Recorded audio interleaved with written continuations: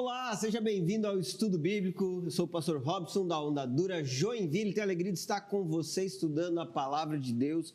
Hoje nós vamos começar um novo tema aqui na Ondadura, tema Deus e o Dinheiro. E nós vamos estudar o livro de Ageu, capítulo 1, a partir do versículo 1. Separa já a sua Bíblia aí na sua casa, ou então você que está nos acompanhando no seu carro, no seu trabalho, você pode também prestar muita atenção, fazer suas anotações, afinal nós vamos conhecer um pouco mais sobre esse texto da Palavra de Deus, que é tão importante para nós entendermos a relação da nossa adoração a Deus com a administração dos bens. O que tem a ver a forma como nós administramos os nossos bens e a adoração que entregamos a Deus. E para nós termos essa conversa, estou aqui com meu amigo Gustavo Kuipers, pastor da Ondadura Joinville também. Tudo bem? E aí, pastor Rob, olá pessoal de casa, tudo bom?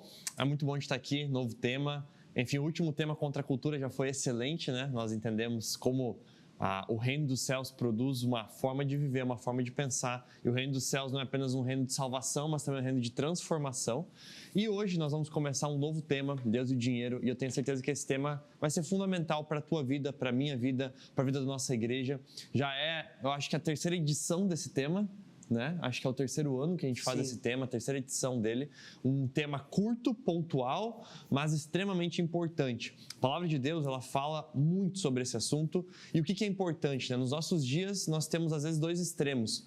Ou falar de menos por receio e medo de falar sobre esse assunto, ou falar demais de um jeito desvirtuado sobre esse assunto, de um jeito corrompido sobre esse assunto, né? A ponto de extorquir pessoas, algo do tipo. Então, olhando para extremos, a gente percebe, cara, a Palavra de Deus ela trabalha muito esse assunto, é importante a gente ter uma visão saudável, correta, bíblica, pontual, porque isso interfere o nosso relacionamento com Deus, né? Afinal de contas, só existe uma coisa que Jesus coloca nas suas palavras como sendo uma outra divindade que poderia competir no seu coração com Deus, e essa divindade é Mamon, o dinheiro, as posses, os bens. Então é bem interessante a gente perceber que a ênfase bíblica diz respeito de que falar sobre dinheiro mostra o nosso coração diante do Senhor, diante da vida em igreja, diante da promoção da missão, mas também, vamos ser honestos, né? Dinheiro, esse assunto é uma das coisas que mais geram problemas no nosso dia a dia, em casamentos, em famílias, enfim. Então é muito importante nós termos uma visão saudável, correta e bíblica sobre esse assunto, e esse tema vai servir para isso também, né? Exatamente. Gente, nós vamos começar já estudando Ageu, esse livro da Bíblia. Aliás, se você não sabe, Ageu está na Bíblia. Exatamente. Meu Deus, procura aí. Você precisa conhecer Ageu, um dos profetas menores. E o que nós podemos entender sobre o contexto de Ageu? É bem fácil nós entendermos o porquê da sua mensagem quando nós sabemos o contexto onde ele está inserido. Ageu, ele está sendo um dos profetas, ou ele é um dos profetas do pós-exílio da Babilônia, ou seja, depois que o povo de Israel foi liberado para retornar do cativeiro na Babilônia, retornaram muitos para Jerusalém e o profeta Ageu é um daqueles que se levantou para profetizar, para entregar uma mensagem de Deus para o seu povo depois desse período. Agora, o que aconteceu? Quando esse povo retornou do cativeiro na Babilônia, Jerusalém estava em ruínas, completamente destruída, e a cidade precisava de uma reconstrução completa. Se você já leu Esdras e Neemias, você vai lembrar que, por exemplo, a reconstrução dos muros de Jerusalém foram essenciais para a proteção do templo, para a proteção do povo, aliás, para que eles conseguissem se proteger ou se guardar de samaritanos que estavam de alguma forma tentando tirar a vida e destruir os judeus que ali haviam retornado para Jerusalém.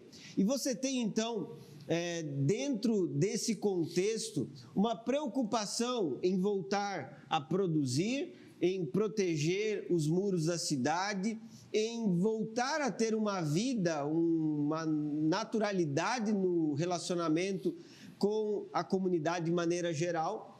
Porém, algo ficou de lado, e algo que não é desprezível, algo que é muito importante, que é exatamente o culto e adoração ao Senhor no templo. você tem algo muito precioso para o povo de Israel sendo negligenciado. E é por isso que até eu coloquei hoje como uma frase mesmo inicial, algo para nós pensarmos como sendo uma base. Quando Deus deixa de ser prioridade, o vazio toma o lugar da bênção. O lugar que Deus tem reservado para o seu povo de provisão, de alegria, do seu favor e de um relacionamento verdadeiro, acaba sendo completamente destruído. E nesse contexto, então, você vê Ageu surgindo como um profeta para especificamente tratar dessa reconstrução do templo, especialmente voltado para quê?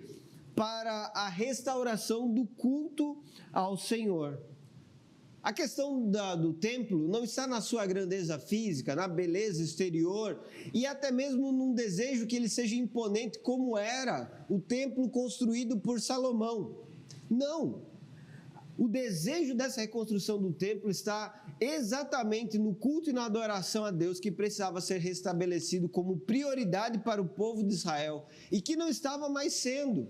Esse povo estava vivendo a sua vida e cuidando das suas necessidades e se importando com os seus desejos e deixando de lado esse culto, adoração e louvor a Deus. E algo importante para ser dito, o templo era sim um local que mais que simbolizava a presença de Deus, trazia de fato a certeza da presença de Deus no meio do seu povo e, portanto, negligenciar o templo era negligenciar esse relacionamento com o Criador.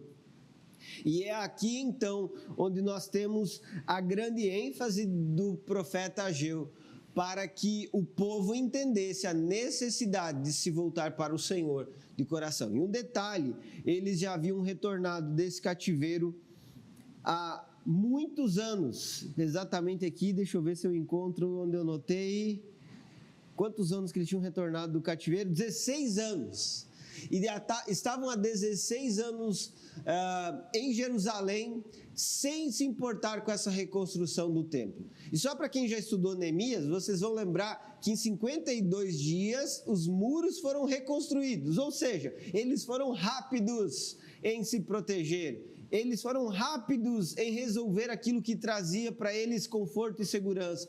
E eles não foram rápidos em reconstruir o templo. Por quê? Porque o coração deles não estava nessa adoração e nesse relacionamento com o Senhor.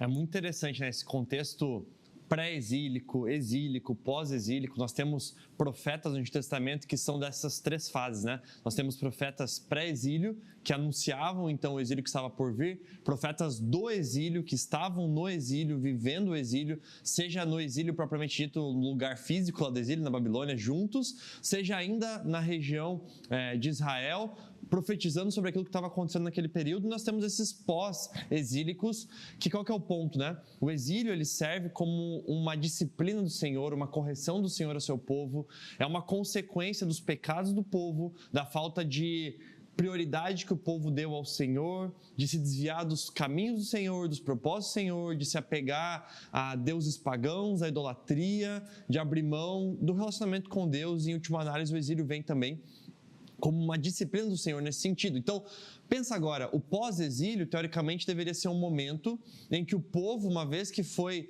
liberto do exílio, voltou à Terra Prometida, deveria ter voltado corrigido, né? Ter voltado disciplinado, ter voltado com uma outra postura, arrependido, com uma outra mentalidade.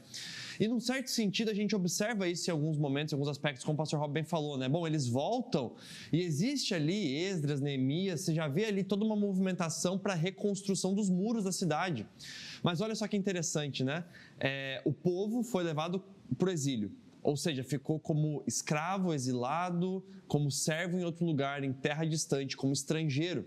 Ao retornar, eles sabem que eles fizeram errado e que eles precisam agora viver de outra forma, mas eles vivem de outra forma, digamos assim, até o momento em que eles estão de boa novamente. Bom, agora a gente tem os muros, igual o pastor Rob falou, agora a gente tem segurança, tem um certo nível de conforto. Qual é a nossa próxima prioridade? Focar em nós mesmos. Bom, o que tem a ver aqui focar no templo, que é o chamado desse profeta? Focar no templo não é focar em construções humanas, não é focar no poder humano. O que o templo representa? O templo era aqui, nesse contexto, um sinal da habitação de Deus em meio ao povo. Quando a gente vê lá desde Davi, o desejo de construir o templo é para isso, é um lugar da habitação do Senhor, da presença de Deus. Deus deseja habitar em meio ao seu povo. Aqui a gente está falando de templo nesse sentido, né? Se a gente falar de hoje, a gente está falando da igreja como esse templo vivo do Senhor, onde o Senhor habita. Se a gente falar da eternidade, é uma grande cidade onde Deus estará habitando em meio ao seu povo. Então Deus, ele deseja habitar em meio ao seu povo. Já era assim no deserto com o tabernáculo e foi assim também com o templo. Então quando o povo aqui, e é isso que é interessante, né? O povo voltou, construiu os muros e começou a reconstruir o templo. Eles constroem o altar, eles constroem uma outra parte. Só que, bom, começa a ter oposições disso, porque as pessoas que eram mais velhas olham para aquilo e falam: cara, não é tão majestoso quanto o templo de Salomão. Não é tão incrível quanto aquele outro templo. Começam a se opor a isso. Outros, então, olham para isso e nem entendem a necessidade disso. E começam a desprezar, negligenciar. Tanto que essa é uma tônica aqui do livro de Ageu, que é muito interessante. Se você pega quais são os pecados que profetas denunciam, geralmente pecado da idolatria, pecado da justiça social, pecados às vezes muito pesados. E aí você olha para Ageu, basicamente o pecado que Ageu está denunciando, que a gente vai ver isso ao longo do texto, é o pecado do comodismo, da apatia, do não se importar com as coisas do Senhor. E a gente vai ver que isso tem tudo a ver, inclusive, com os recursos desse povo e a forma como eles desprendiam ou não esses recursos para o Senhor. E a gente vai ver que não tem a ver com recursos, mas tem a ver com o coração desse povo, em última análise. Maravilha, gente. É isso aí. Vamos então para o texto, Ageu, capítulo 1, a partir do versículo 1, está escrito assim: Em 29 de agosto do segundo ano do reinado de Dario, o Senhor transmitiu essa mensagem por meio do profeta Ageu ao governador de Judá, Zorobabel, filho de Sealtiel, e ao sumo sacerdote Josué, filho de Jeozadaque. Gente, antes da mensagem propriamente dita, eu quero só dizer que Ageu especifica aqui claramente a data. Na nossa versão aqui, eu estou usando a NVT, já está 29 de agosto, já está bem específico, porque já há uma completa tradução para os nossos dias do que seria a data que foi mencionada originalmente no texto. Mas só para você entender, por que Ageu ele foi específico? Para mostrar a data e o período que eles demoraram para reconstruir o templo, para se importar com essa reconstrução. Como eu falei anteriormente, ele ficou parado durante 16 anos, a obra de reconstrução do templo ficou parada durante 16 anos, e esse marco é importante, que inclusive é colocado como Festival da Lua Nova, para que as pessoas entendessem, nesse contexto, nesse período, nesse novo momento que estava começando, foi clara a mensagem de Deus que era necessário olhar para algo que estava ficando de lado. Reinado de Dario. Dario era o rei da Pérsia, o responsável por essa região. Ele era aquele que tinha o controle sobre essa região. Mas o reinado de Dario já acontecia num contexto de mais liberdade para outros povos. Enquanto você tem, por exemplo, os babilônios que dominavam, usurpavam e exerciam o seu domínio sobre outros povos através da escravidão, o domínio persa já foi bem diferente, onde eles davam liberdade para as pessoas continuarem cultivando, mas mantinham debaixo do seu controle. Eles estabeleciam os reis, por exemplo, Zorobabel, que era o governador de Judá, foi estabelecido por Dario, e você tinha, através disso, um controle que permanecia sobre o Império Persa, e você, dessa forma, então, conhece um governo, uma forma de governar completamente diferente que foi estabelecido pelos persas. Outra coisa importante, essa mensagem foi transmitida para quem? Para Zorobabel, que era o governador, como se fosse um líder político mesmo, o responsável pela gestão de Judá, e ao sumo sacerdote Josué, que era o responsável espiritual ou da coordenação do culto, da adoração ao Senhor.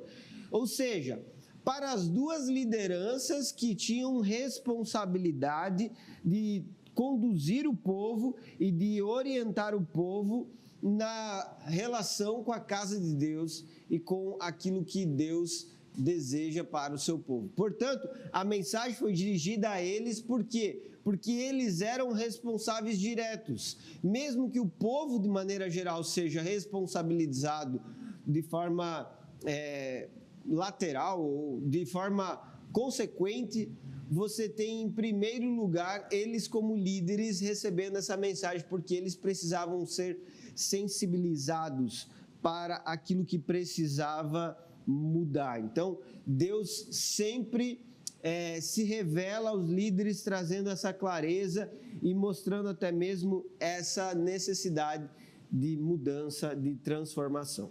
É interessante, né? Porque isso é um padrão assim, no Antigo Testamento, o quanto que a primeira mensagem e a correção, a limpeza, a instrução vem aos líderes e então na sequência ao povo, né? Aqui colocar o representante político do povo, Zorobabel, e o representante religioso, Josué, é muito interessante porque mostra que essa mensagem primeiro precisa ser derramada sobre o coração desses líderes. Quando Deus quer corrigir o povo, Ele primeiro corrige os líderes. Quando Deus quer santificar o povo, Ele primeiro santifica os líderes. É bem interessante essa relação, enfim, dentro do povo de Deus e o quanto que ela se manifesta como uma realidade diante daquilo que a gente enxerga aqui, né? E diante disso, é maravilhoso a gente perceber também que, bem como o pastor Rob falou, né? Eles foram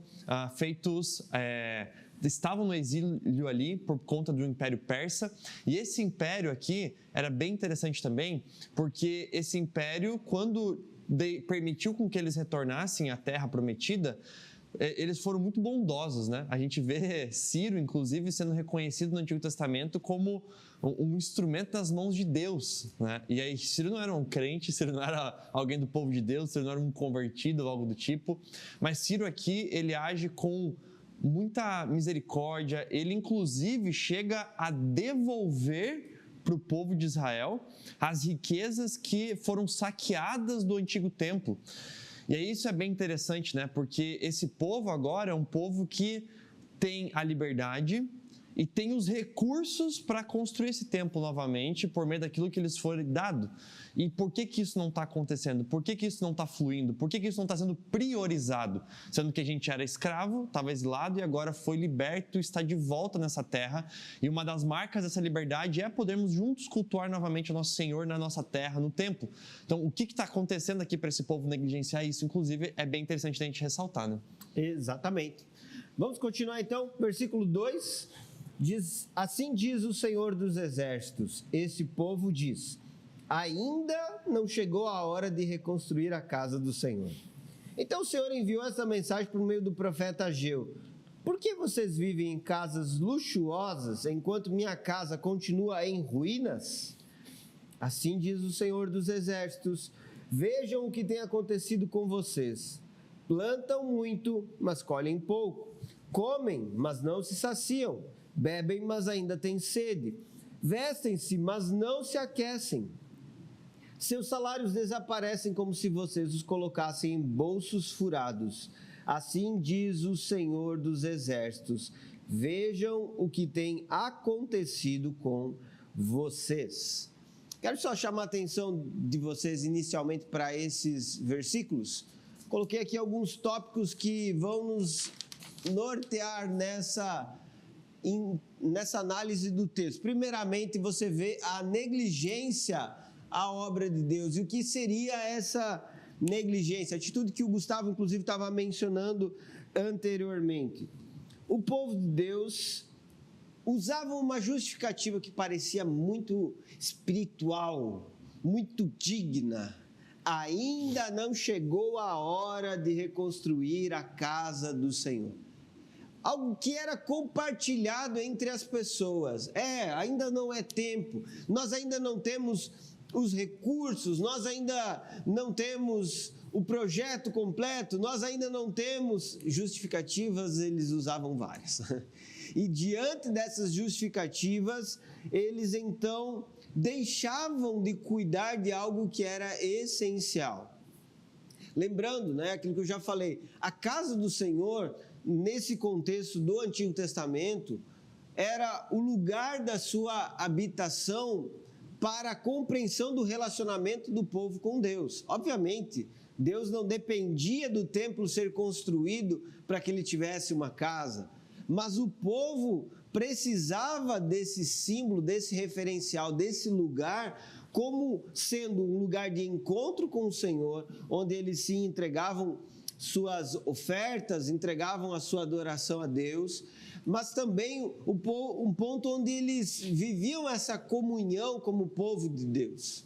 E diante desse desprezo, desse esquecimento, ou ainda, né, dessa justificativa de que ainda não é tempo para fazer isso, então o povo deixava de cumprir a sua responsabilidade.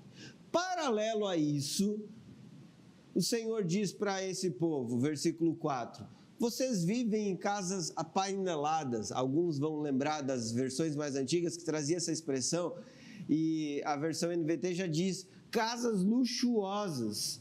Essas casas apaineladas são casas que têm utensílios ou partes de madeira que são cobertas com madeira, ou seja, vocês estão morando em casas que têm itens que vão para além da proteção, itens que são decoração, itens que mostram uma beleza, e vocês vivem nessas casas enquanto o lugar de culto, de adoração, está em ruínas. Aqui existe um oposto sendo apresentado: luxo das suas casas e a ruína da casa do Senhor.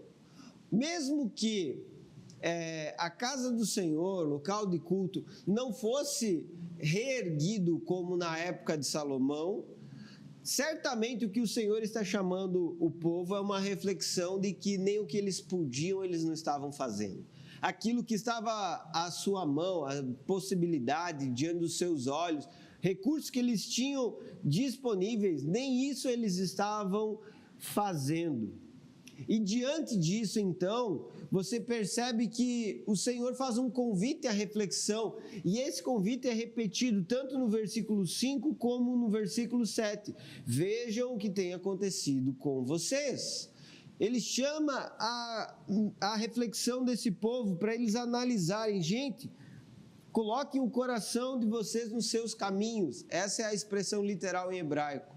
Analisem com o coração, de uma forma muito cuidadosa, o que está acontecendo com vocês. E essa repetição, falar isso no versículo 5, depois falar novamente no versículo 7, mostra uma ênfase onde Deus está falando com o seu povo de uma forma direta. Aqui está um imperativo, que aliás aparece outras vezes aqui em Ageu. Um imperativo que faz o povo colocar a mão na consciência, usando uma expressão nossa. Ei, vocês precisam parar de dar essas justificativas e avaliar de verdade e com sinceridade o que está acontecendo. É bem interessante porque esse convite vem daquele que se apresenta aqui no texto como o Senhor dos Exércitos, né? Então, isso tem um impacto muito profundo de mostrar que Deus, Ele é o Todo-Poderoso e Soberano sobre todas as coisas espirituais, materiais, sobre o povo de Israel, sobre os outros povos. Deus é soberano sobre o universo e sobre a vida daquele povo e a vida daquelas pessoas. E esse, então, o soberano, o Senhor dos Exércitos, é o que fala. Aquele que tem autoridade sobre tudo, aquele que tem autoridade sobre todos, aquele que manda, aquele que ordena. Esse está convidando a uma reflexão, e a reflexão é: avaliem o seu caminho, avaliem as suas decisões, avaliem as suas prioridades, porque qual que era a prioridade aqui? A prioridade que começa a ser denunciada é uma prioridade, inclusive, de colocar confortos pessoais acima da adoração ao Senhor. Então perceba, o chamado do profeta Ageu não é um chamado do tipo assim, abra mão de ter uma casa para que você possa sei lá, construir um templo. Não é sobre isso, mas é sobre o que o templo ali significava. E significava adoração ao Senhor, culto ao Senhor.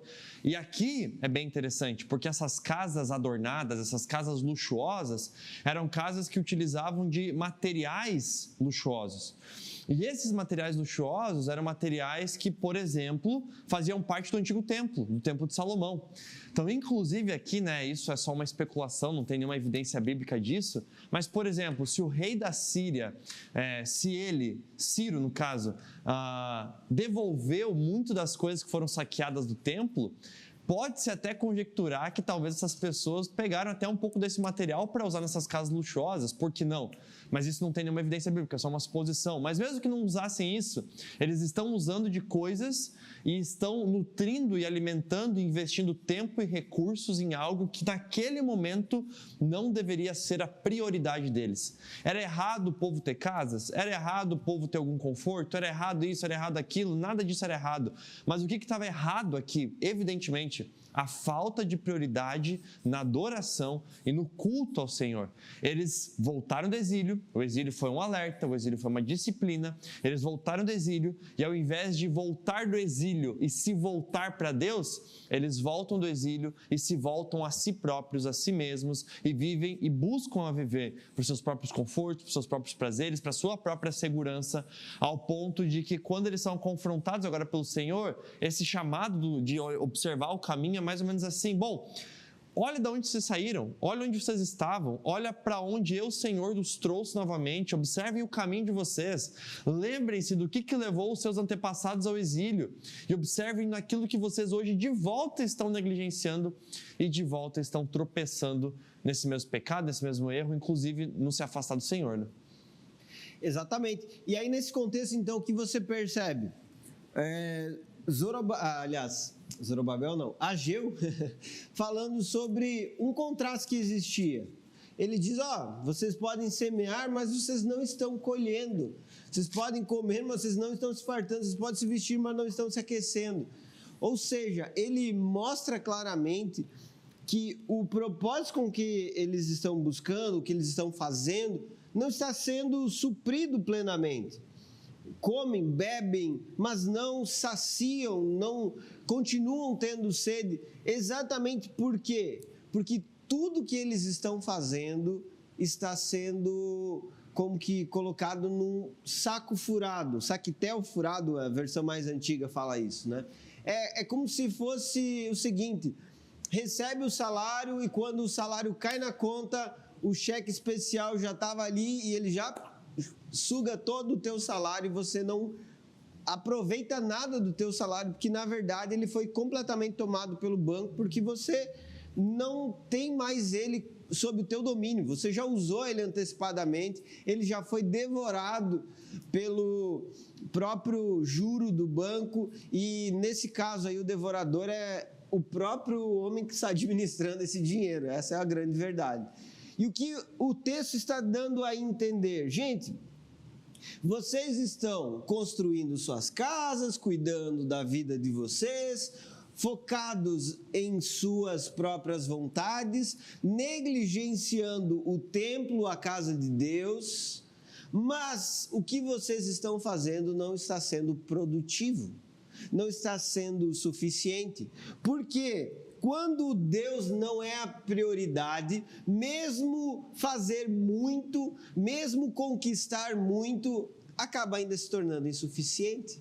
Quando Deus não é prioridade, as muitas coisas que nós conquistamos não são suficientes para trazer satisfação. Afinal de contas, nós estamos utilizando um parâmetro errado para guiar, direcionar a nossa vida. E é nesse sentido que nós precisamos, então, entender o alerta que Ageu faz nesse texto para uma vida que luta pela produtividade, mas que se torna improdutiva porque não estabelece o parâmetro correto de análise ou de vida, enfim, de busca por aquilo que deve ser feito. E é interessante porque aqui a gente vê que isso é também dentro da ação soberana de Deus, né? Esse colher pouco, enfim, isso que está acontecendo aqui pode ser interpretado também como uma disciplina amorosa de Deus ao seu povo para chamar a atenção do seu povo de volta a Ele e a fidelidade ao Senhor. Ou seja, nem sempre a abundância material, nem sempre a prosperidade é sinônimo de bênção, assim como nem sempre a escassez material é sinônimo de desgraça. Pode ser sinônimo, por exemplo, de uma disciplina amorosa do Senhor em chamar a atenção do seu povo para que seu povo volte os seus olhos ao Senhor. É como uma ideia de, eu achei que eu estava no controle, eu achei que eu estava no domínio e agora eu sou frustrado em meio aos meus planejamentos. E essa frustração que inclusive está vindo aqui diante do povo, que a princípio estava próspero, é uma frustração que tende a fazer e a preparar o terreno para um convite desse povo voltar os olhos novamente para o Senhor, né? É isso aí, Gustavo. Vamos então continuar o texto, versículo 8, olha o que ele diz. Agora, subam as colinas, tragam madeira e reconstruam minha casa. Então me alegrarei nela e serei honrado, diz o Senhor. Vocês esperavam colheitas fartas, mas elas foram escassas. E quando trouxeram esse pouco para casa, eu o fiz desaparecer com um sopro. Por quê? Porque minha casa continua em ruínas, diz o Senhor dos Exércitos, enquanto vocês estão ocupados construindo suas casas. É por causa de vocês que os céus retêm o orvalho e a terra não produz colheitas. Enviei uma seca sobre seus campos e sobre as colinas, uma seca que fará murchar o trigo, as uvas, as azeitonas e todas as suas plantações, que fará vocês e seus animais passarem fome e destruirá tudo o que vocês trabalharam para conseguir. Olha só, gente, quero chamar a atenção de vocês, porque esse texto vai apresentar as consequências da negligência. Por um lado, que eu estava falando anteriormente do versículo 6, onde você percebe que o povo, ele estava fazendo algo sem obter o retorno esperado por aquela ação que eles estavam fazendo. Mas o Senhor aqui, então, traz uma ordem direta. Vão, tragam, construam, ou seja, Deus ele é claro em falar para o seu povo sobre uma obediência prática que eles precisavam ter a partir desse momento. Ele traz a direção específica, afinal de contas, aquelas pessoas precisavam entender com clareza, como se diz nos nossos dias. Foi necessário desenhar para eles, para que eles compreendessem o que era necessário ser feito naquele momento. E ele diz: eu me alegrarei e serei honrado, diz o Senhor. Honra é uma palavra muito interessante aqui no texto, porque ela vai falar sobre dar a alguém o lugar que lhe é devido. Honra é um reconhecimento da pessoa, um reconhecimento de quem ela é. Portanto, ao honrar, há um reconhecimento de quem Deus é e há uma consequente demonstração da valorização do nome do Senhor Deus e do relacionamento com esse Deus. Até porque, no que diz respeito ao templo, lugar de adoração, todos os atos que eram realizados ali, eles simbolizavam a aliança que era estabelecida. Pense comigo aqui, você que é casado, tudo que você faz com a tua esposa é uma forma de alimentar a aliança que vocês têm, de demonstrar o compromisso que vocês têm um com o outro.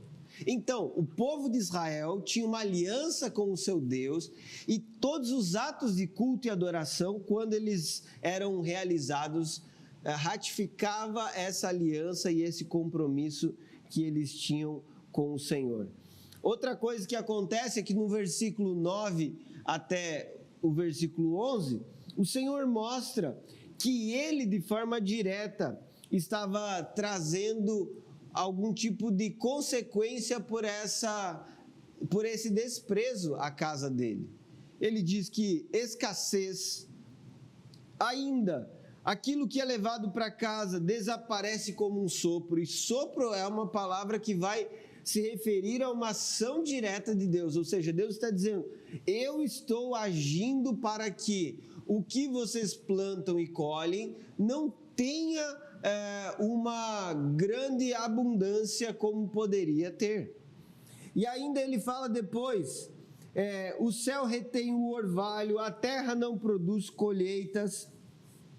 Também ele diz, enviei uma seca sobre seus campos e, como consequência disso, as plantações estão sendo frustradas. Ou seja, Deus está mostrando de maneira bem direta as consequências dessa negligência do povo. Eu anotei aqui de uma forma um pouco mais didática: abandono do templo, desobediência, priorização pessoal. A negligência do povo está centralizada nesses atos. E a consequência divina, ou da ação divina, frustração financeira, frustração na colheita, juízo climático e retirada da bênção ou desse favor do Senhor, é algo que nós percebemos. E por que da bênção e do favor de Deus? Porque Deus é quem faz o povo prosperar, sempre. Todo o trabalho nas nossas mãos, ele só é próspero diante do favor divino. E Deus está usando esse instrumento para o seu povo entender a necessidade da honra a Ele. Aí talvez você diga, mas espera aí, por que outros povos que não eram tementes a Deus, eles prosperavam financeiramente? Se Deus é o Senhor sobre todas as coisas, Ele permitia essa prosperidade de outros povos, mas o povo de Deus, o povo de Israel, não tinha essa mesma prosperidade que outros povos, e eles também negligenciavam a Deus. E aí, Gustavo, como que a gente pode explicar isso para as pessoas, para os nossos queridos que acompanham o estudo bíblico aqui? Como podemos explicar o fato de que outros povos que não eram tementes a Deus viviam uma prosperidade financeira, e o povo de Deus, que já tinha saído do exílio, que estava reconstruindo sua vida, percebe ou é tocado por essa disciplina divina, e essa disciplina envolve questões financeiras? É a pergunta do salmista também, né? Por que o justo prospera? Por que o justo recebe bênçãos? Por que o justo... O ímpio, melhor dizendo, o justo não. Por que o injusto, né? Por que o injusto prospera? Por que o injusto recebe bênçãos? Por que eu justo, ou nós justos, estamos sofrendo, estamos passando uma dificuldade financeira, não estamos sendo prósperos e abençoados? E por que o injusto, esse sim, está sorrindo, está feliz, está próspero, está com colheitas, está com fartura? Por quê? Aí a gente percebe que, por mais que a lógica funcione em muitos momentos, há algo fundamental na sabedoria bíblica do Antigo Testamento, que é um criticar dessa visão de mundo de que tudo é causa e consequência, causa e consequência, causa e consequência exata, no sentido de que eu, ser humano, tenho poder sobre a minha própria vida, de tipo assim, se eu só fizer coisas boas, eu só vou colher coisas boas, e se eu só fizer coisas ruins, eu só vou colher coisas ruins. Isso nos lembra que Deus é soberano, que Deus é o Senhor das nossas vidas, que Deus é o Senhor da história, e que eu não sou o governante da história, não sou o governante da minha vida. Então, muitas vezes, o injusto vai plantar injustiça e vai colher prosperidade. Muitas vezes o justo vai plantar justiça e vai passar por um deserto, vai passar por um período de provação, de dificuldade. E o que isso significa em última análise? Que é melhor então não fazer nada e desejar o acaso e ver o que vai acontecer? Não. É uma questão de nos lembrarmos de que o nosso Senhor, o nosso Deus, é o alvo digno da nossa confiança, adoração, culto e entrega e relacionamento, não as coisas, não as circunstâncias. Pode ser que as circunstâncias sejam muito favoráveis, mas pode ser que elas não sejam. E independentemente das circunstâncias, o convite continua sendo, olha, mantenha os olhos fixos no seu Senhor, no seu Salvador. Hebreus 12 diz isso, né? Mantenha os olhos fixos naquele que é o autor e consumador da sua fé. Por quê? Porque as circunstâncias mudam, as circunstâncias passam. Se nós dependermos apenas das circunstâncias, nós não precisaríamos então do Salvador e nem mesmo da fé, porque então eu vou só fazer coisas boas, só vou plantar o bem, só vou colher coisas boas, eu mesmo já me basto na minha própria salvação, no meu próprio sustento, na minha própria manutenção de vida, e não precisa de fé, não precisa de nada. Não, o Senhor aqui nesse texto, ele está utilizando o quê? Está utilizando da disciplina no seu povo, e a disciplina pegando inclusive questões financeiras. Por quê? Porque as questões financeiras aqui, a questão da propriedade aqui, a questão da prosperidade aqui, era o que estava inclusive gerando um conforto ao ponto de roubar o coração desse povo da própria adoração ao Senhor. E o Senhor está querendo lembrar esse povo, olha, o relacionamento de vocês deve ser com o provedor e não com a provisão. A confiança, a fé de vocês deve estar no provedor e não na provisão. Então, ainda que os outros povos que não se relacionam comigo, injustos, pecadores, estão prosperando, vocês não devem se medir por isso. A régua de medida para vocês é um relacionamento comigo, o seu Deus, o seu Senhor. Tanto que Deus corrige, mas Deus mostra o caminho. Ele corrige, Ele disciplina, Ele fala, mas Ele também diz na sequência, olha, mas vão lá, subam um monte, peguem as madeiras, venham e construam. Através disso eu me alegrarei e vocês me glorificarão. O ponto aqui está não na prosperidade, não no material, o ponto aqui está na adoração ao Senhor, no culto ao Senhor, e o quanto que isso aqui aponta para esse culto e o quanto que essa prosperidade os afastava desse culto. Então olha só que interessante, beleza, os outros povos não adoram a Deus, mas são prósperos, mas de que adianta essa prosperidade sem o Senhor?